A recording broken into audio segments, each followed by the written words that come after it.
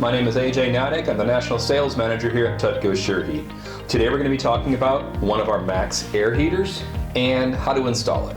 First and foremost, you need to make sure you're following your local and company safety guidelines. To make the video a little bit shorter, I've already removed the cover. You will notice a little voltage sensor we have on here. That's for a different test. That does not come with the heater. It's not needed. You're going to want to hook up your air supply, following the torquing guidelines found in your manual. We'll also drop a link right here in the video that takes you to that manual. Next, you're going to want to hook up your thermocouple.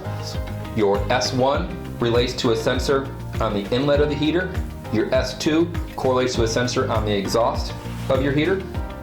If you're using a SureHeat control panel, simply follow our easy to follow schematic.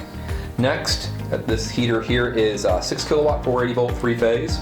So you're going to want to hook up your power leads to your L1, L2, and L3.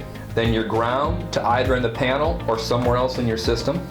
In regards to running this heater, simply follow the ramp guidelines in the manual. When in doubt, if you have any questions, please refer to the manual or give us a call. Thank you.